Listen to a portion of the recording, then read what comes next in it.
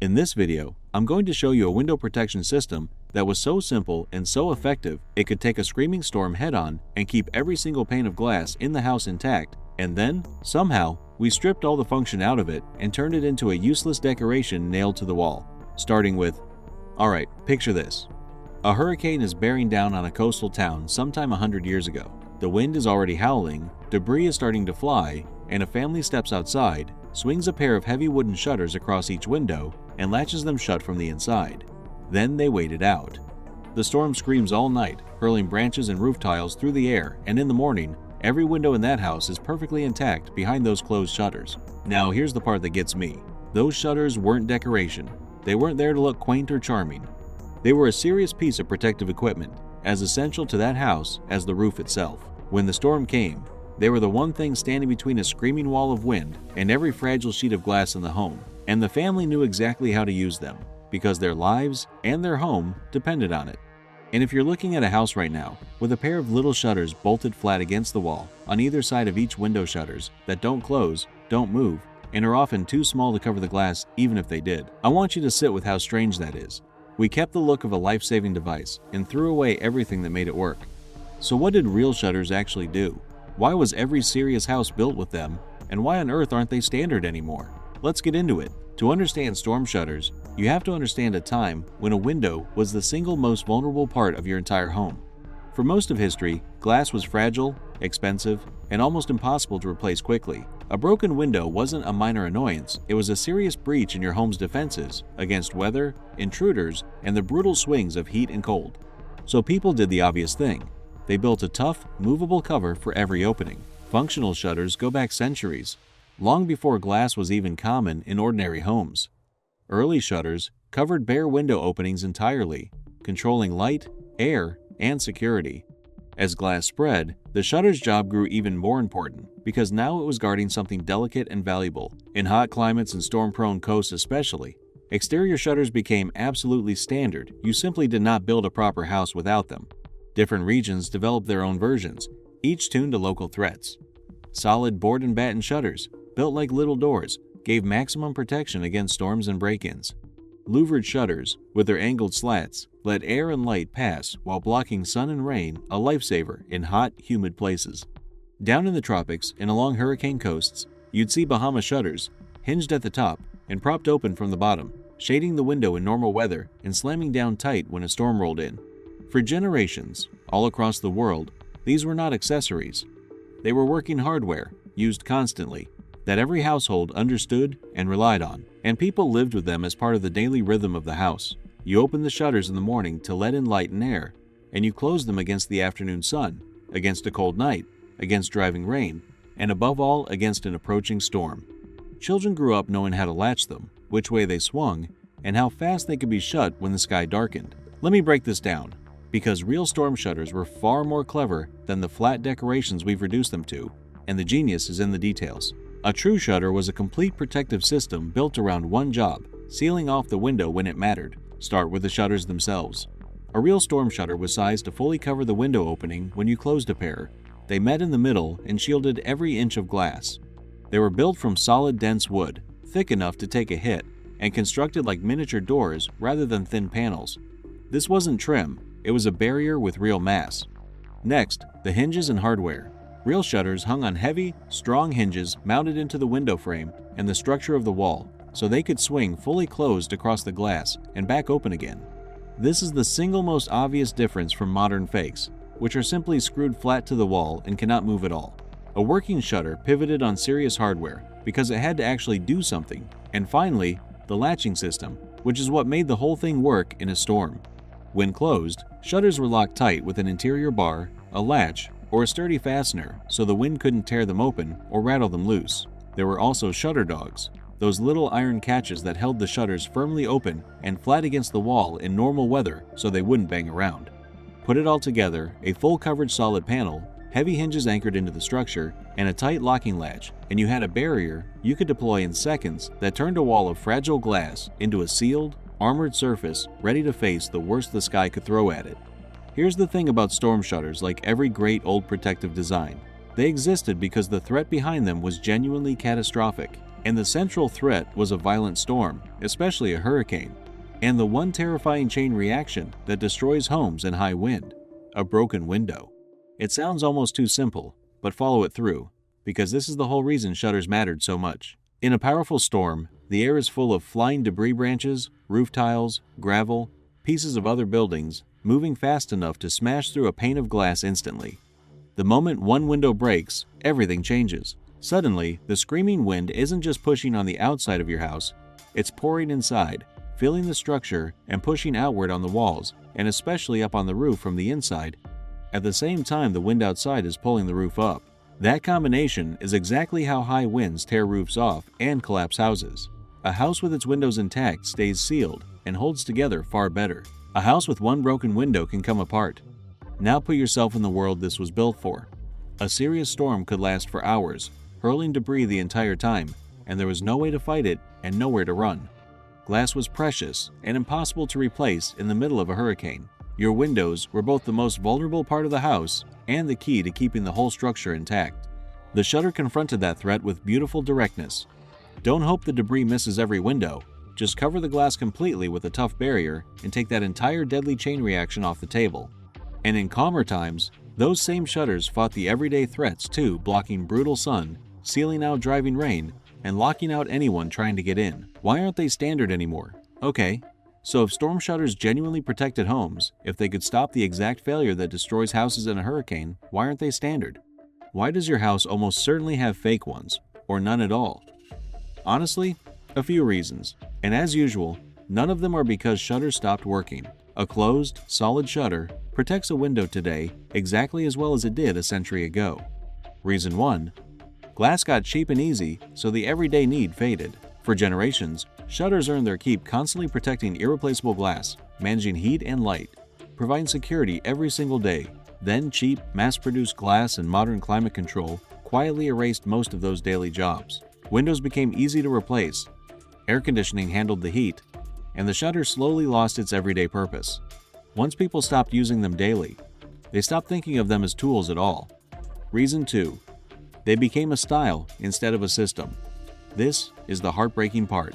Because everyone was used to seeing shutters on houses, builders kept putting them up, but only as a visual element to make a home look traditional and finished.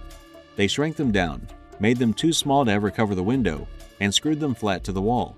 The look survived. The function was thrown away entirely. We ended up with millions of homes wearing the costume of protection with none of the substance, and most people never even realize their shutters are purely decorative. Reason 3. Real protection costs money, and decoration is cheaper. Functional shutters with proper hinges, latches, and solid construction cost real money to build and install, and they need to be maintained. Hinges oiled, latches kept working, wood kept sound.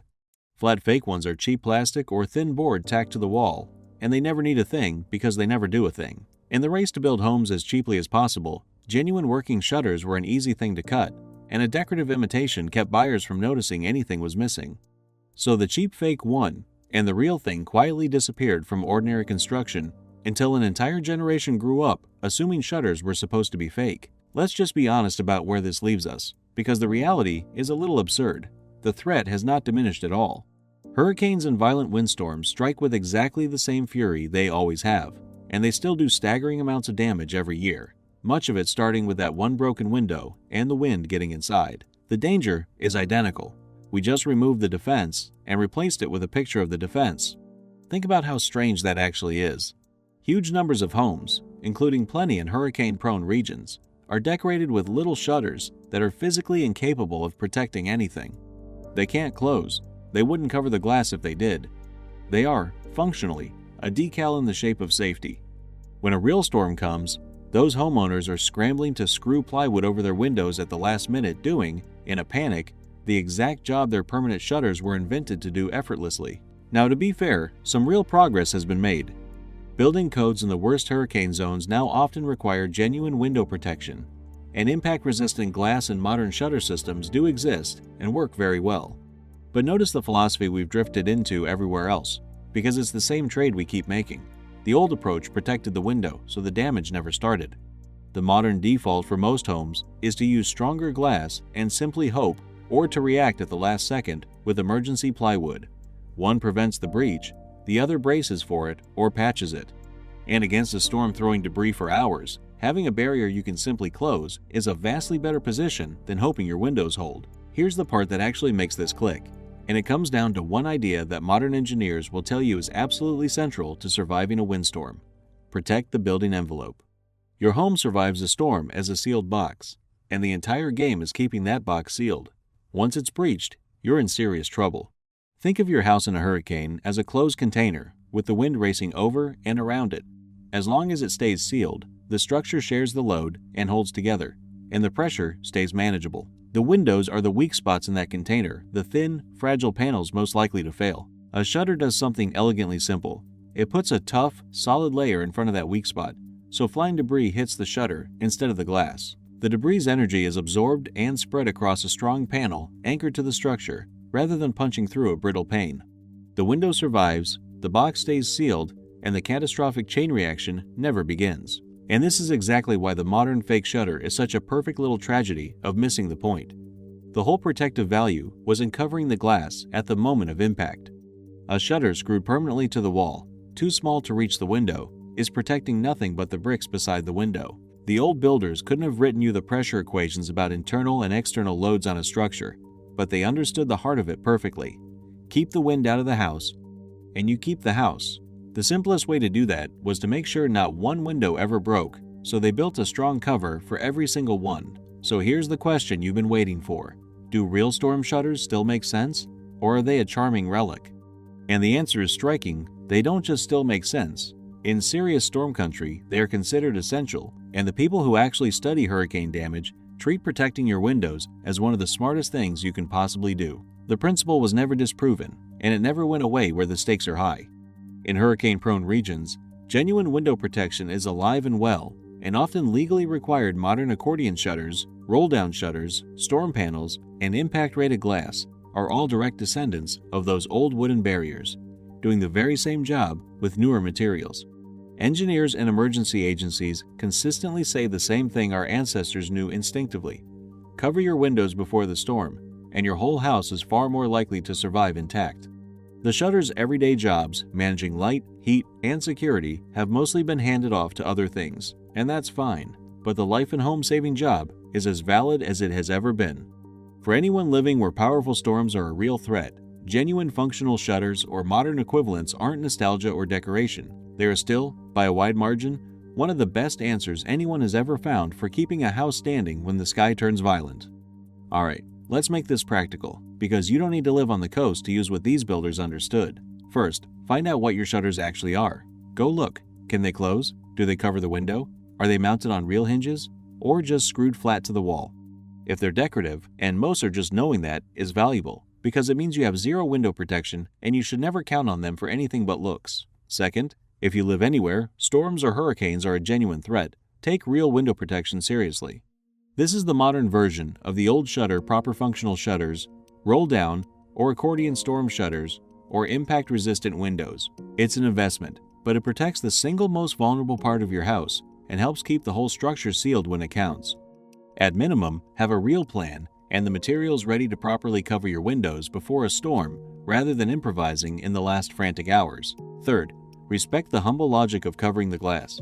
The deepest practical lesson here is that in a windstorm, your windows are the weak point, and protecting them protects everything behind them. Whatever method you choose, the goal our ancestors understood is the one that still matters.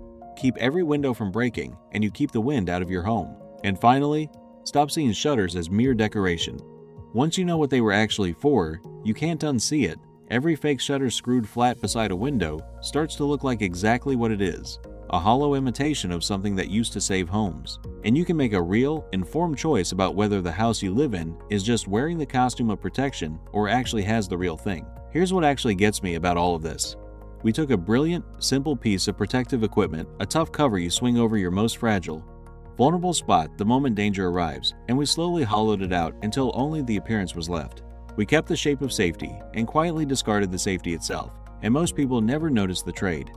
The storm shutter represents a philosophy that keeps showing up in the smartest old designs. The idea that the best way to survive a violent force is to protect your weak point before the damage can ever start, rather than just hoping it holds or scrambling to react. A closed shutter needs no power, no warning system, and no one to do anything but latch it. It just stands there over the glass, a simple barrier turning the most fragile part of the house into one of the toughest. We've largely traded that quiet, working protection for a decorative imitation and a vague faith that modern windows will somehow be fine. And a lot of the time, in calm weather, they are. But every year, storms still tear through neighborhoods full of homes wearing fake shutters that can't close, and windows shatter, and the wind gets inside, and houses come apart that might have held. The families who swung those heavy panels shut as the first gusts hit weren't being fussy or old-fashioned. They understood that the window was the weak link, and they had built the one thing that could cover it completely. Those closed shutters, holding firm through a screaming night while every pane behind them stayed whole, were proof of exactly that. Not bad for a couple of wooden panels and a latch.